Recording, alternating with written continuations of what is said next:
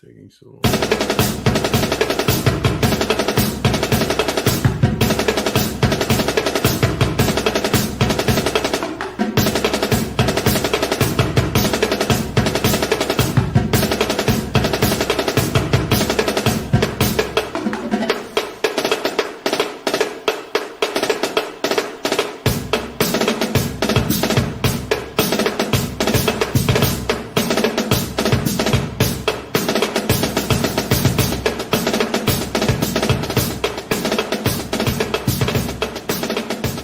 They are unanimous in their hate for me, and I welcome their hatred.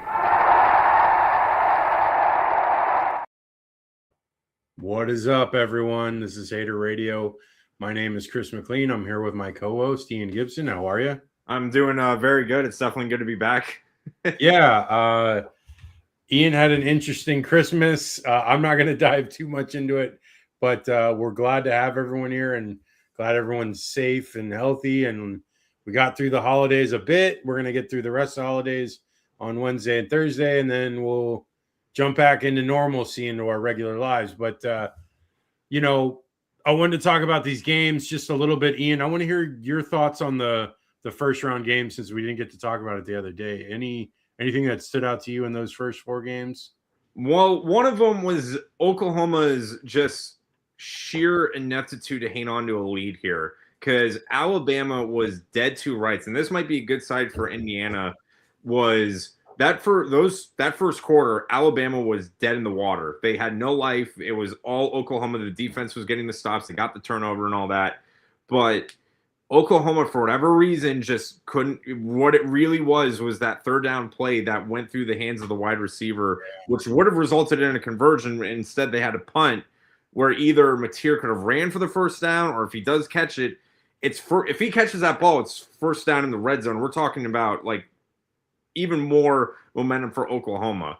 But Bama, I mean, I'll give them credit. They did not say die, and I know for sure that they know they cannot fall into that trap like they did against Oklahoma when they play Indiana, because Indiana is not going to give them any breaks. Other games, I mean, Oklahoma and A&M, that was the most fun baseball game I've seen in a football field. Yeah.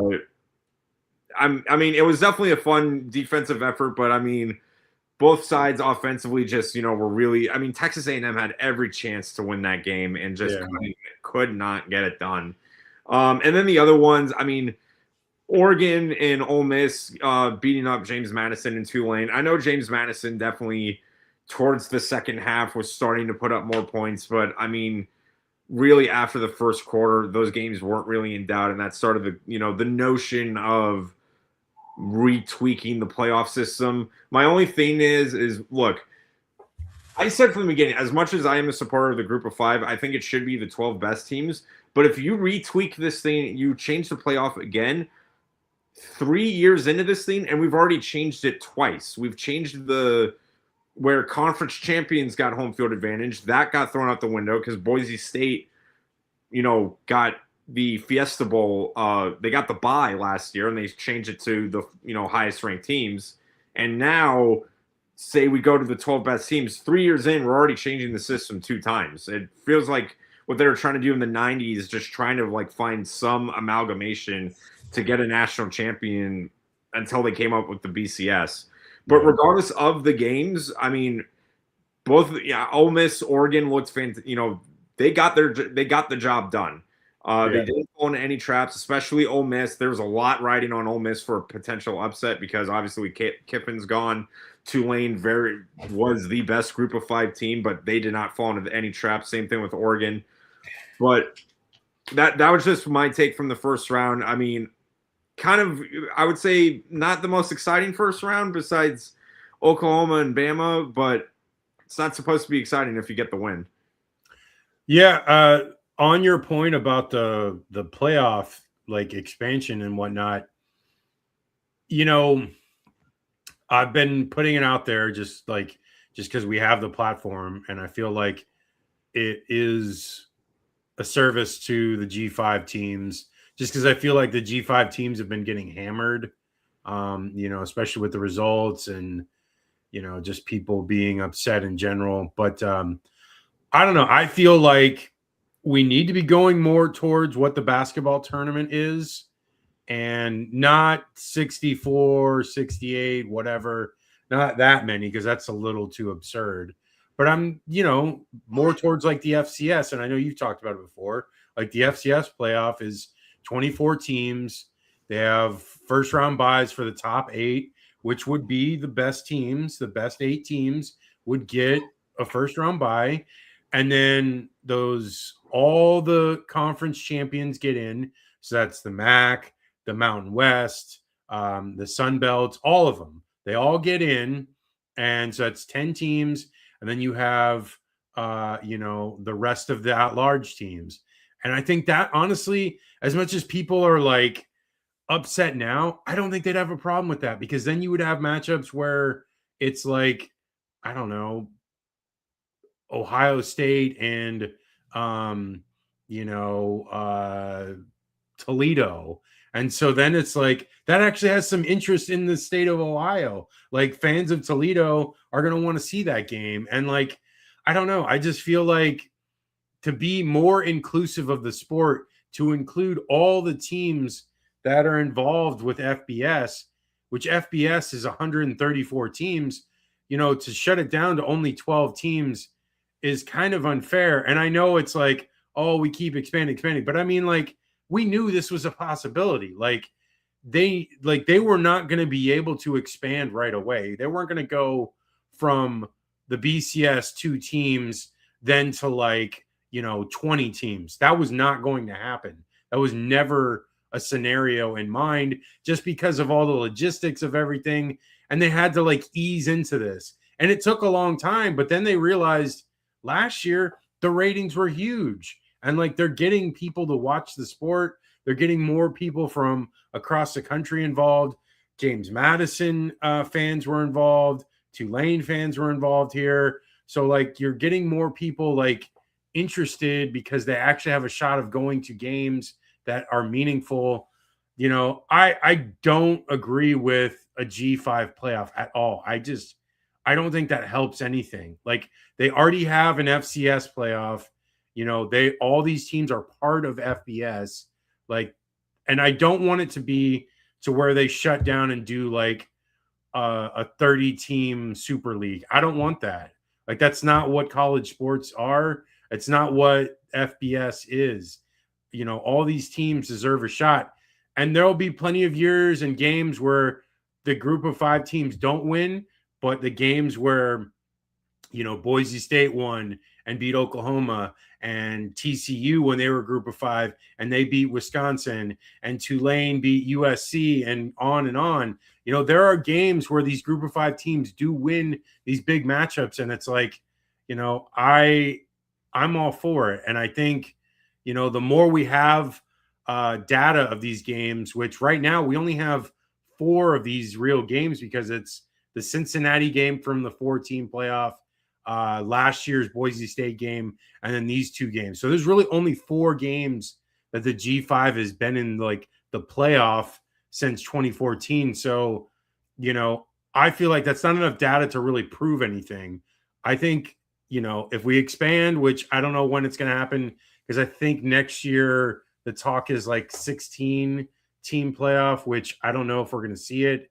I haven't heard much as far as the deliberations. I know that it's still open-ended as far as what it's going to be next year. So maybe it'll be 16. So I know that Notre Dame has that MOU in case they get in the top 12 and in. So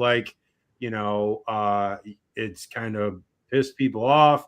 I think I remember that going down last year and then not getting that much notoriety. And it's funny that a year later, when they don't get in and people see it now, they're like, oh yeah, by the way, they're going to get in no matter what. So it's people are frustrated about that. Well, they made the rules. They set it up like that. So it is. But what's funny is that's always been the case with Notre Dame. When they first, it was, you had the coalition, the alliance, and then the BCS in the 90s. And every one of those stipulations was teams in the top 6 in this ranking will be paired off in these. except for Notre Dame. Notre Dame, Yeah. if they're ranked high enough, we'll get them in. Right. That went with the BCS, the coalition, all that kind of thing. So, I mean, Notre Dame has always had that. So that was the thing is when I saw that, I was like, I mean, yeah, it's annoying, but I'm like, it's always happened since they've ever tried to like systemize some sort of, creating a national champion. Because if you remember in the 90s before the BCS, when it was the Bowl Alliance, Yeah. it was only the SEC, Big 12. It was really only the Power 5 schools and Notre Dame who had a shot at even making like the big bowl games for the national championship. Yeah. So it was, that was the thing is I find it funny that people are saying that, and I'm like, well, it's been going on for well over 30 years now. Yeah, I think it's one of those things where it's like, a lot of the fans nowadays are younger, so they're not aware. I mean, I know you're more knowledgeable of the history of the sport, but like, kids that are 20, 30 years old, they're not like aware of the stuff that happened in the 90s because they were either a little kid or not even born. So they don't even look into that. And but the Notre Dame thing, I just feel like at this point they need to get into a conference like full time. Mm-hmm. Like, it just needs to happen. We're burning a lot of bridges. So I know, and it seems like they're burning the bridge completely with the ACC. So I don't know what will happen there, but they need to do something because the fact that they're not playing a conference championship game, which is another data point to get you into the playoff, is kind of undermining a lot of what they're doing. So I think if they were smart, they would get into, the Big Ten. I mean, honestly, I know it's weird. They probably should just join the SEC. That like, I know they like, for whatever reason, the Big Ten seems kind of,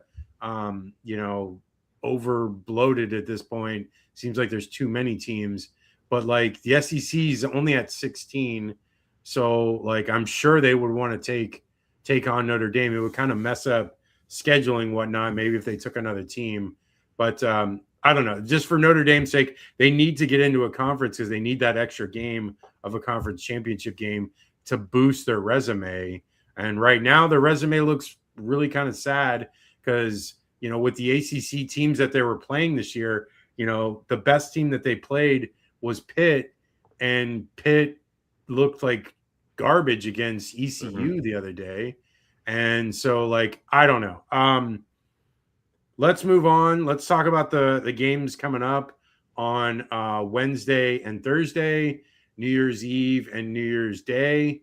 The first game we have is Miami and Ohio State in the Cotton Bowl on Wednesday night, New Year's Eve night.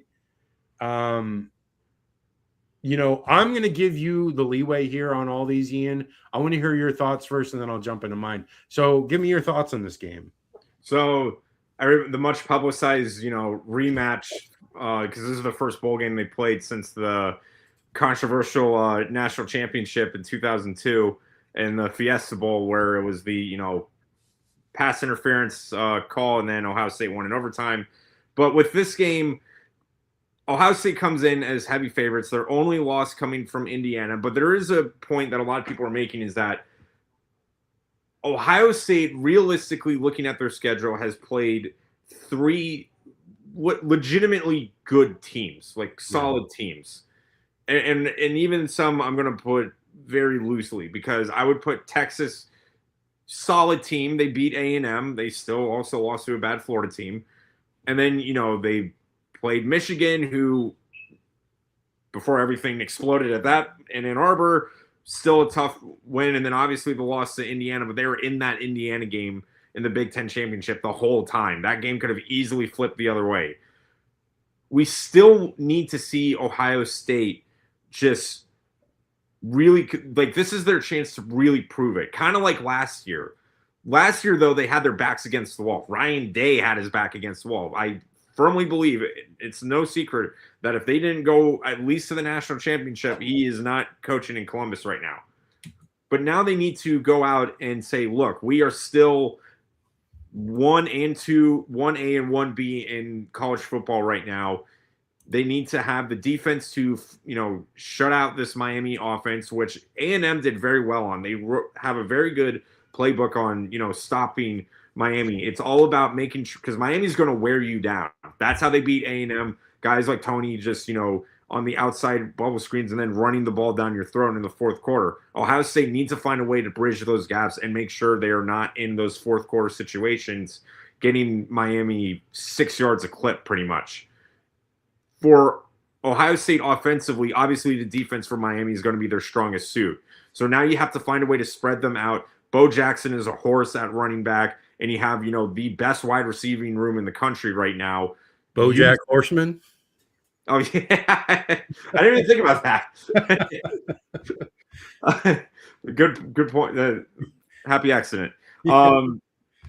Ohio State has the best wide receiver room in the country too, and Julian Sayin is as accurate as they come. So getting through that secondary, which Marcel Reed, definitely struggled with. Here's the difference though. Marcel Reed could run. So Miami's strategy has to be, we've got to collapse the pocket. We have to maybe have our corners blitz on the edge, because that is something Indiana did. The D-line shifts are going to be very important for how Ohio State's offensive line adjusts, because they're going to try to overload on one side and have Sayin force a bad pass, because that's the thing. I think that's going to be the key. If Sayin is in the pocket and comfortable, Ohio State's not going to have a problem. But it's easier said than done with this Miami defense. I feel like, though, even with the coverage, you will find it. Sayin is accurate enough where he's maybe thrown 2 bad passes, and in credit, they were the first quarter against Michigan and the first quarter in the Big Ten championship. But you don't really see him force it. There was only those 2 passes. He didn't force it after that, both the Michigan and the Ohio State game. So even with coverage, I feel like he'll either throw it away, maybe run for a few yards, or find, Tate or Smith to, get some yardage there. So it's going to be very important for Miami to get some pressure on Sayin to make sure he's feeling uncomfortable, because then you can force some bad passes when he's not going through his progression. Miami offensively, Ohio State just as good defensively too.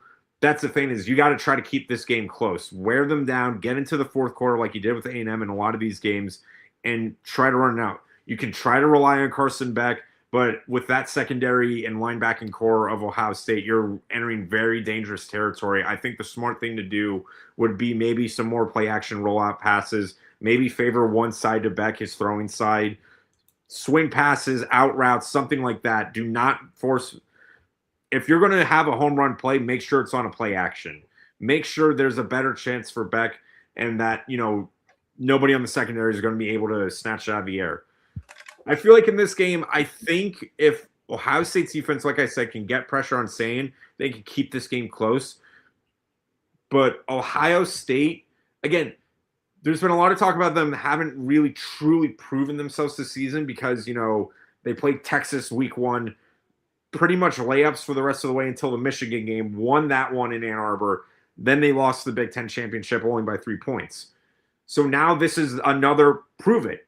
And if they win this one, I mean, all the momentum for them to, into the next round.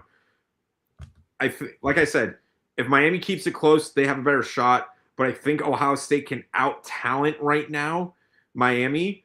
And I'm going to take the Buckeyes winning this one. I think they pull away late. And I'm going to go with like let's do like a 31-20 win for Ohio State. Yeah, I did like a real deep dive on these games. Like I really I did either the condensed game or the actual snap for snap of most of these games. And I watched, from Friday to yesterday, and I was watching a ton of these specific games through all these teams. I rewatched the Ohio State Michigan game, and I rewatched the Ohio State Indiana game.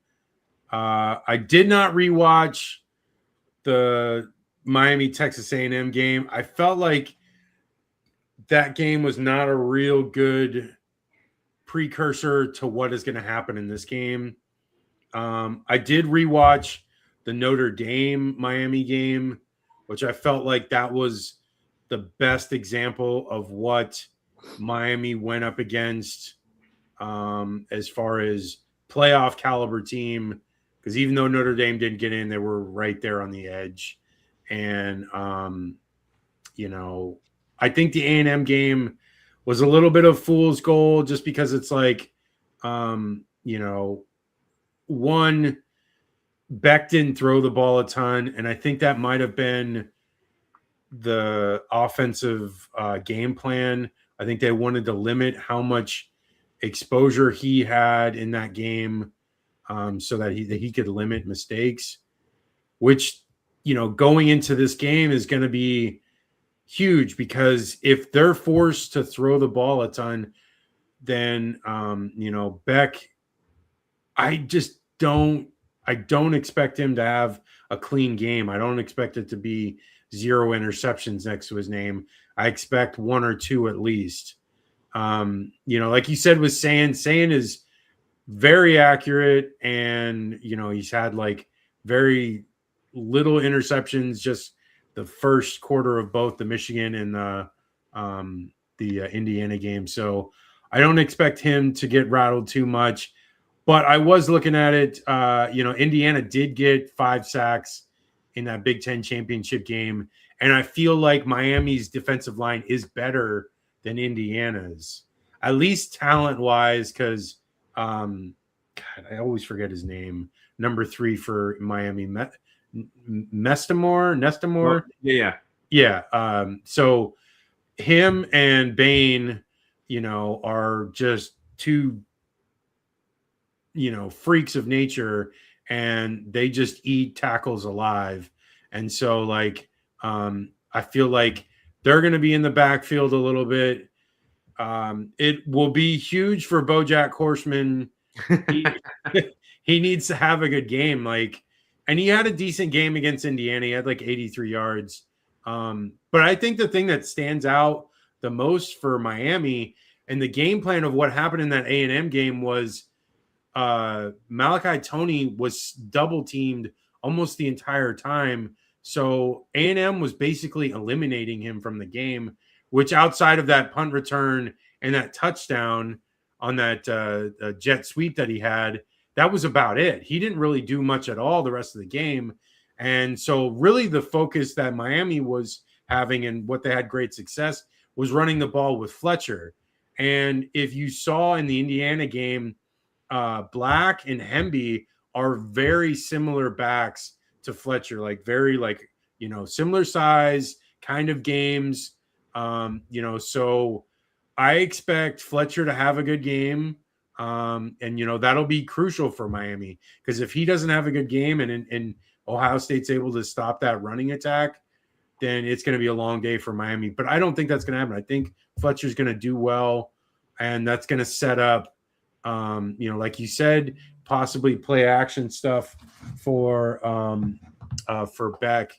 And if they're able to do that, I think they're able to stay in the game just enough. With all these games, I think the hardest one to decipher is the Texas Tech and Oregon game, and the least hardest to decipher is the Georgia Ole Miss game. So this one and the Alabama Indiana game are kind of in between that. And I feel like Miami is good enough to win this game, but I just like Ohio State's talent more. I feel like Jeremiah Smith, the wide receivers, Julian Sayin, I feel like will eventually be a better quarterback and will be an NFL quarterback. And I don't think Carson Beck is as good as he is. And I think that's the difference in the game is, Ohio State's going to be able to pass the ball just enough and make some plays.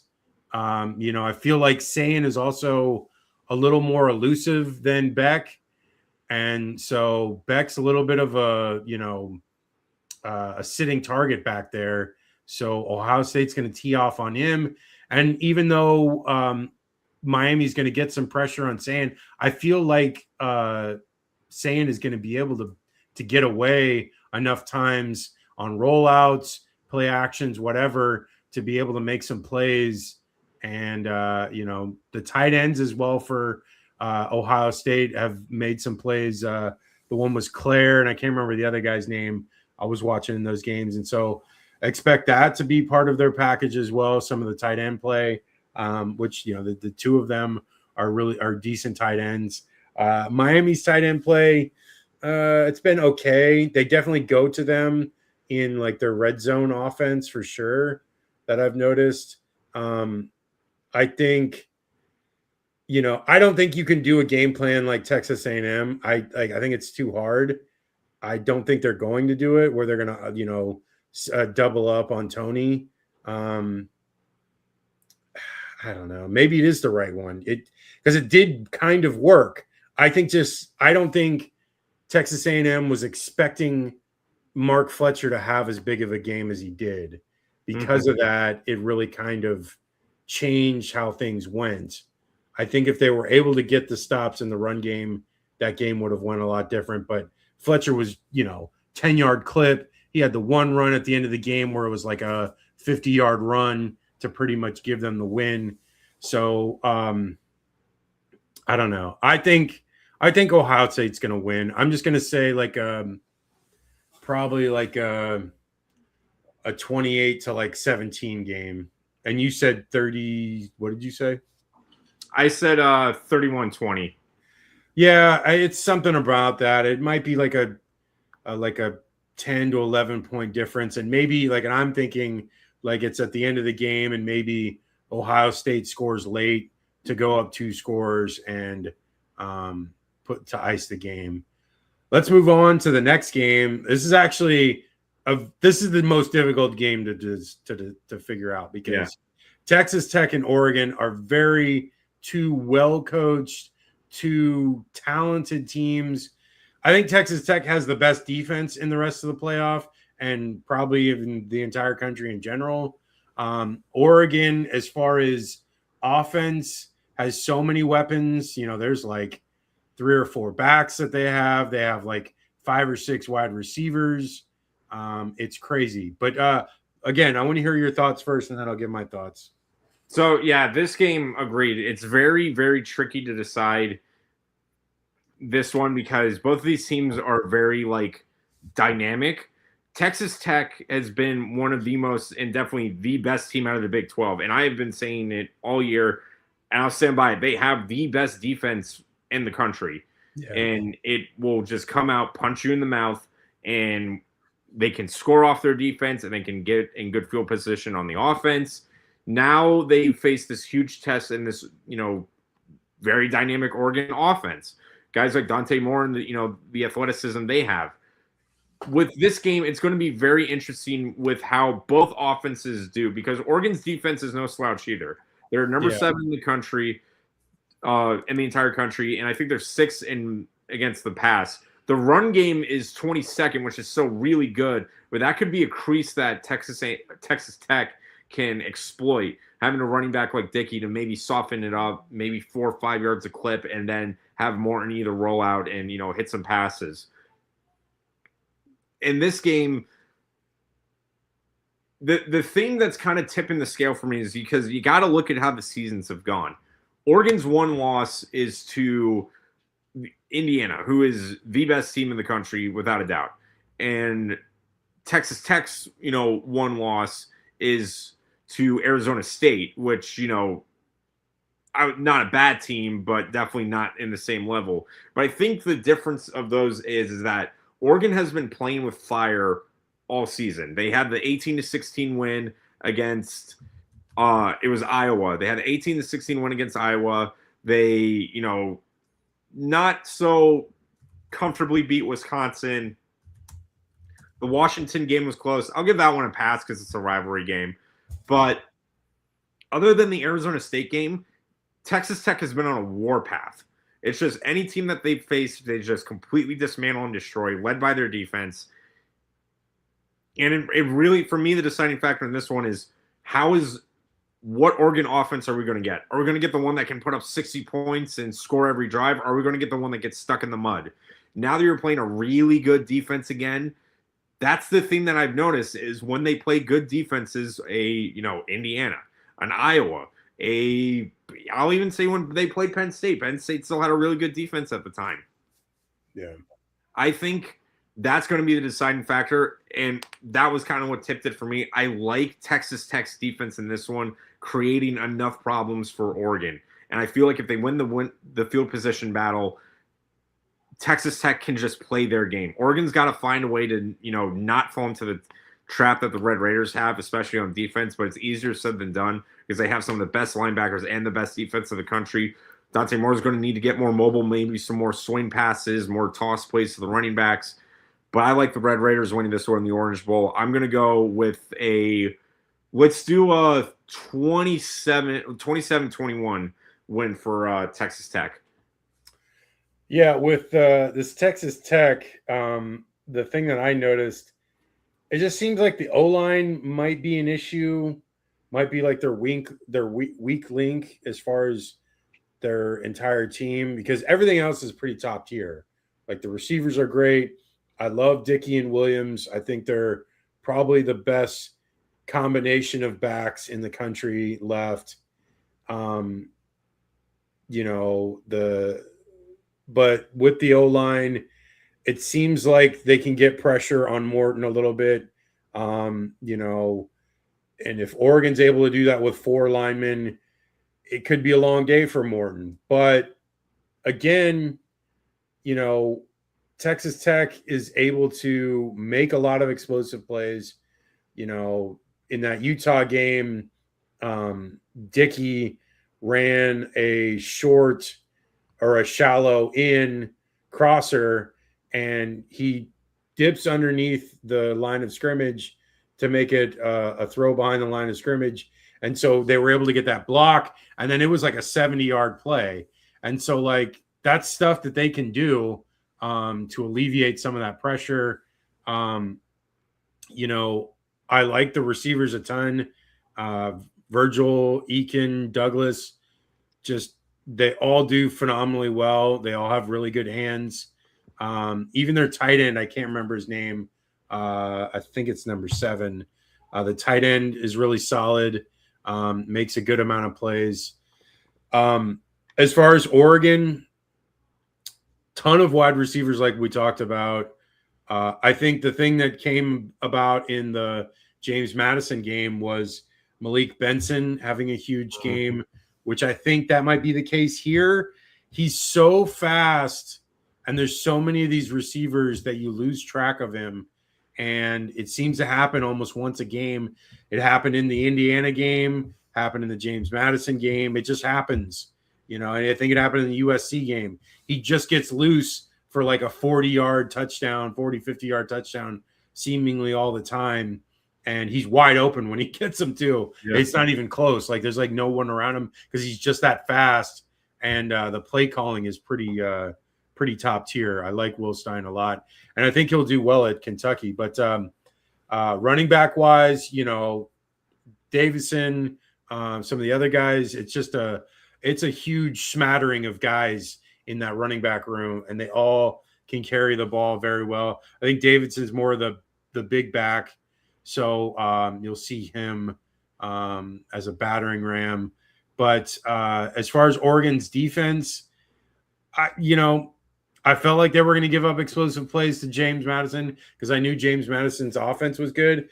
And I feel like that's going to be the case here. Like, Texas Tech puts up really big numbers as far as yardage and explosive plays. So I expect at least like 4 or 5 of those if it's in the run game or if it's long passing plays with Morton.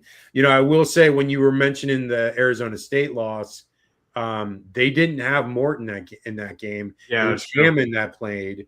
So it's kind of hard to judge that game because it's like that's not their whole team because Morton didn't play. So we've got Morton in this game, and that's why I looked at the BYU game, the first game, because in the Big 12 championship game, Bear Bachmeier was hurt, so that wasn't like didn't see the full effect of BYU, and I felt like you saw BYU as full strength, and Texas Tech just looked so much better, even when Bear Bachmeier was at full strength. So I watched that game, and then I watched the Utah game, which credit to Utah because Utah had a really great year outside of losing to BYU and Texas Tech. So, and Texas Tech in that game, Hammond was in half of it. So again, it's kind of hard to judge. Morton played well enough, but then Hammond really took off in that game. So I guess you could be a little bit of both as far as that Arizona State loss. But I like Texas Tech. We've talked about them all year. It's been from the jump, like literally that Utah game, which was like the third or fourth game of the year. We knew Texas Tech was going to be a good team.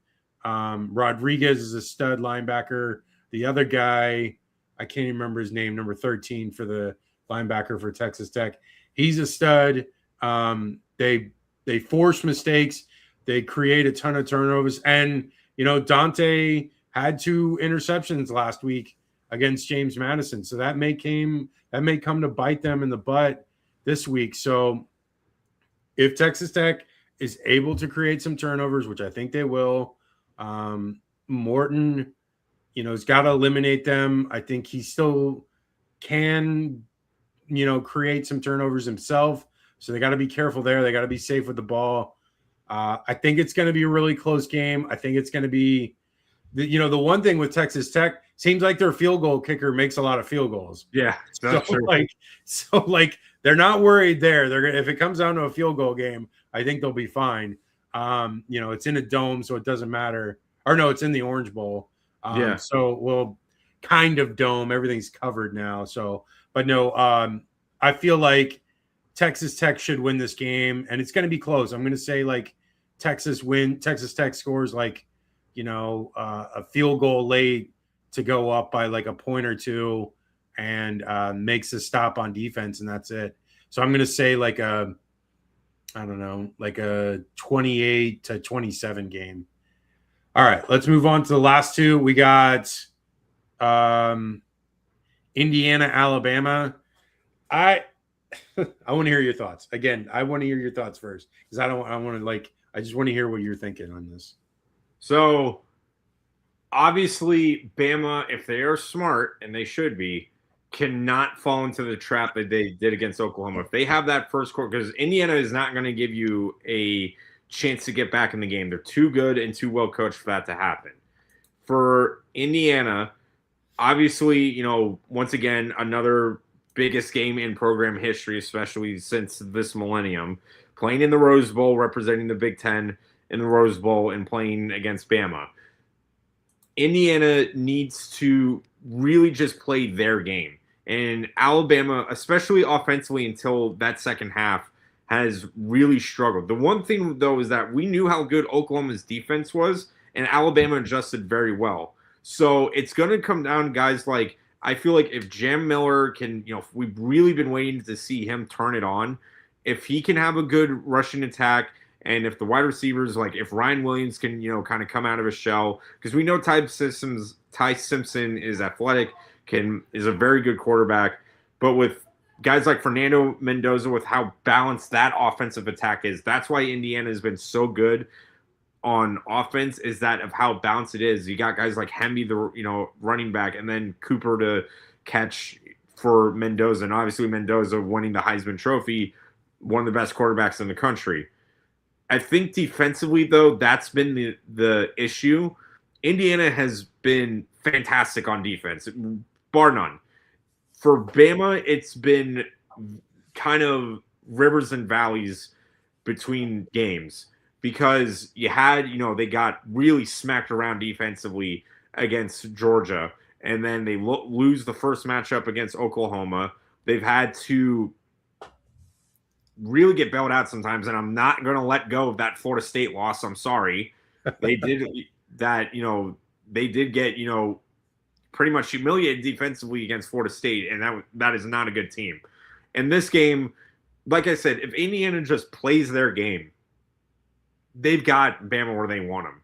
And Bama's going to have to find a way. I think they might need to kind of pull a trick out of the Nick Saban playbook. They know Indiana, and this is something Ohio State was trying to do in the Big Ten Championship. They know Indiana's best strength is the offense. So keep that ball as long as possible. Do not give Mendoza any chance to hit big plays. Do not give Hemby any chance to make big runs. keep the ball as long as possible. Make long, sustained drives, even if it results in field goals, get points on the boards, ideally touchdowns. But, 8, 9 play drives that take up 5, 6, 7 minutes of the game where Indiana doesn't have the ball as long, that might be Bama's best shot. For me, though, it's easier said than done. And even if that does happen, Indiana's offense, we know how quick they can score. Alabama's defense needs to bring their lunch pails and, be ready to play because Indiana's going to give everything they got. And I think in that one, I think this game is going to be closer than some may realize, but I like the Hoosiers in this one. I think it might be like tied, or maybe Bama might have the lead, or one team only leading by a field goal into half. But going into the end of the game, that's the thing.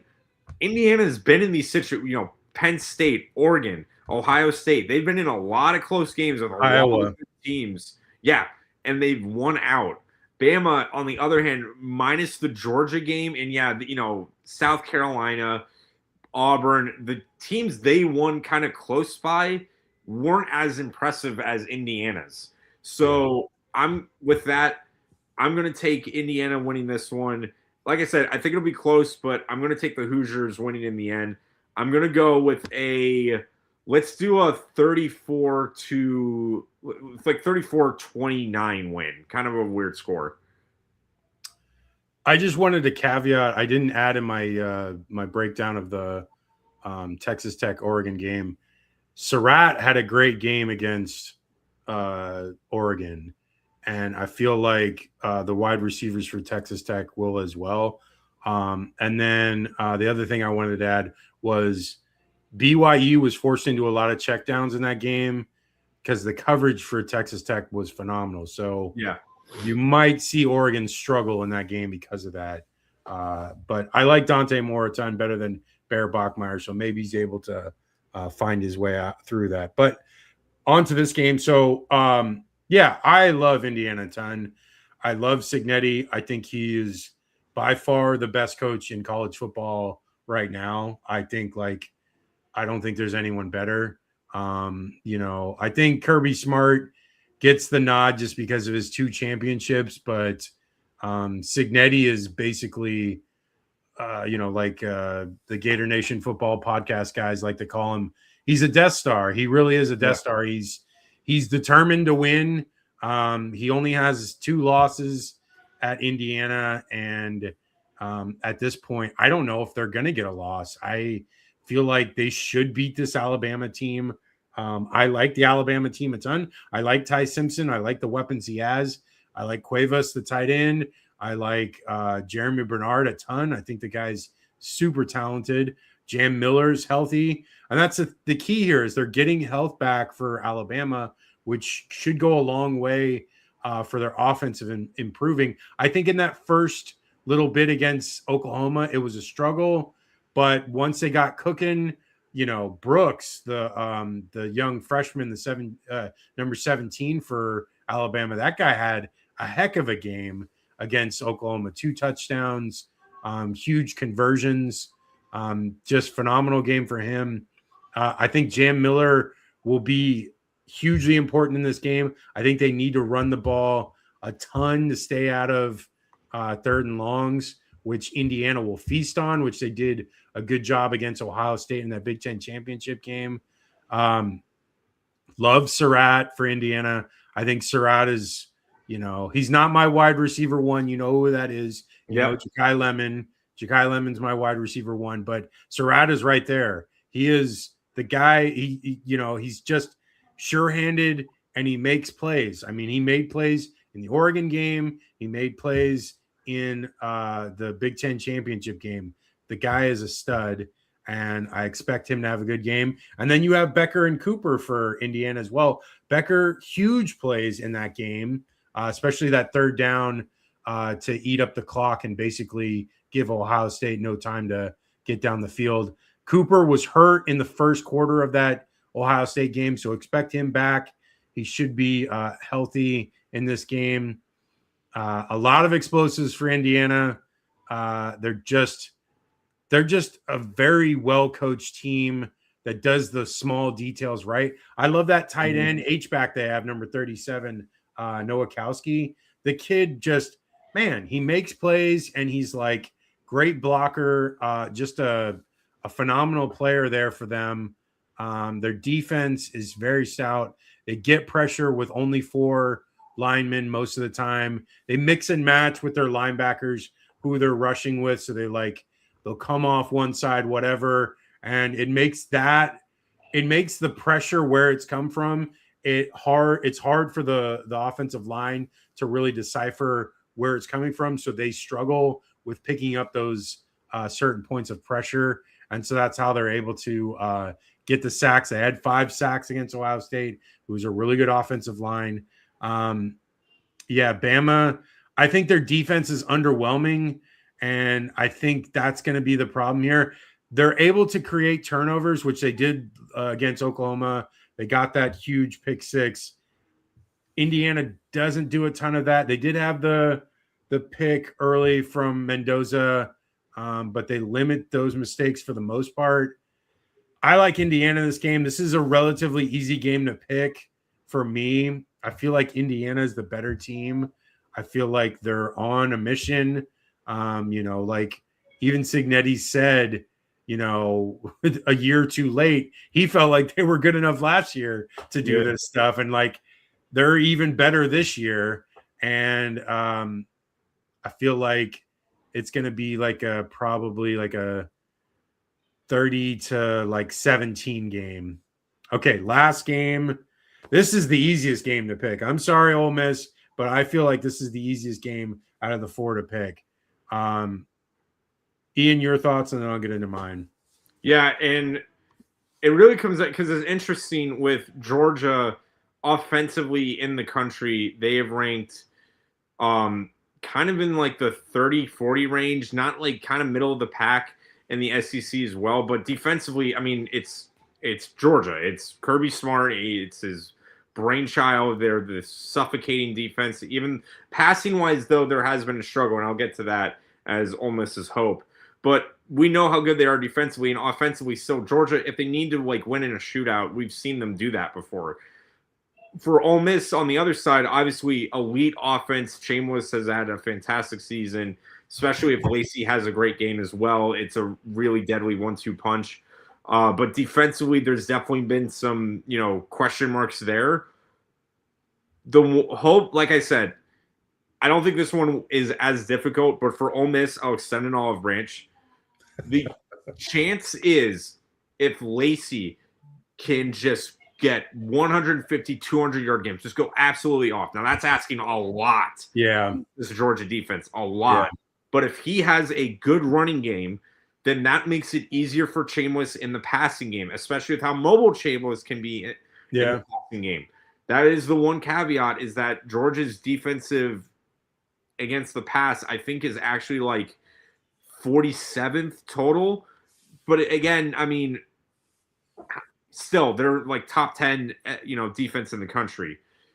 And especially now defensively for Ole Miss, they have got to get the stops. The best chance for Ole Miss is to make this game a shootout. But even then, like we saw Georgia do this year, they can win shootouts too.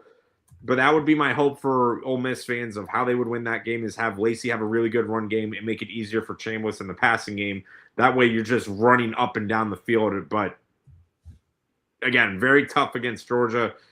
I don't think that's going to happen. And even if it does, Georgia is prepared for that. They have been in these situations all season. They have found ways to win. They are, literally, because I hate cockroaches and I hate Georgia, so it makes sense that neither of them will die. So I got the Bulldogs winning this one. Regardless, I think they'll win out. I'm going to go Bulldogs winning I don't know. Let's do I don't think it'll, let's do 28-20, something like that. I don't think the defense is going to be able to give up that many points. I mean, it pains me to say it, but this Georgia team, just rewatching the Georgia Ole Miss game from earlier this year, it's just, there's no way Ole Miss, the only way they're going to win this game is if they play perfect on offense. And to tell one side of the ball, you have to play perfect, it is kind of an impossible task, considering that Georgia is still a good enough defense, one of the better in the country, And Ole Miss's defense, though, the problem is they're just not good enough. They could not stop Georgia. The tight ends, Lawson Lucky and Delp. Lucky had 3 touchdowns. Delp was making a ton of plays. I mean, between them, I think they had like over 100 yards of receiving.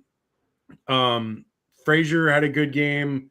Bowman had a good game. Stockton, again, elusive on those breakdowns, on those third downs, and, them needing a first down to convert and keep the chains moving. He was making plays with his legs more so than with his arm. He still made plenty of plays with his arm, but it was a ton of first downs because of his legs. And, I expect the same here. I don't think Ole Miss's defense is good enough. Like, that's why I didn't really love them picking Golding as the head coach. Is what it is. That's their decision. Golding's been there a little bit, so they kind of like the familiarity. But I've never been a fan of Golding. I didn't think he was that great with Alabama. He goes to Ole Miss. I don't think he's doing that great. I think, their offense is phenomenal. Chambliss, Lacey, Wright, Alexander, what's the other guy's name? Can't think of the wide receivers, but they've got a slew of wide receivers that just make a ton of plays, and their offense is going to score. I have no doubt in my mind in this game that Ole Miss is going to score points. The problem is they will not be able to stop Georgia, and that just is there's nothing they can do. They don't have the talent on that side of the ball that they do commiserate to the offense. So Georgia's going to be able to score points. I'm thinking Georgia scores at least 35, and I'm thinking that Ole Miss may score at most is like 28, 31 points. And so I'm going to go with 35-31 Georgia. And it pains me to say that because you know how much I dislike Georgia, and we both dislike Georgia, but it's the reality. We're just looking at this as objective analysts of this sport, and it's just like Georgia has the better team between the two, definitely the better defense, and they're not better offense, but because of the matchup between the two teams, Ole Miss's defense is just not good enough. And, and it stinks because I wish Ole Miss probably was playing any other team and they probably would match up better with them, but they're going up against a team that they've already lost to. And I feel like Georgia's got their number and they're going to make the plays to win. So that's it. Do you have any other thoughts before we go? Pop-Tart Bowl should be a playoff game. Maybe in the future if we get to the 2014 playoff. Yeah. That is the show, y'all. Reach us at haterradio.com. Also for socials, type in Hater Radio, comes right up. Ian, what is your handle again? At Twitter, it's at G5Gibson, and at YouTube and Instagram, it's at G_Gator_G. Okay, that is the show. Enjoy the New Year's festivities. Be safe. If you're going to drink, Uber home, wherever you go. Enjoy these games. We'll talk to you on Friday, January 2nd for the show. I know it's a little off kilter, but these playoff games kind of throw everything around. So we'll do a Friday show recap and then a Sunday preview of the games the following week. So catch us again, 8 p.m. Eastern, 5 p.m. Pacific this Friday. No show on Wednesday because of the games, and then we'll talk to you then. All right. Take care, y'all.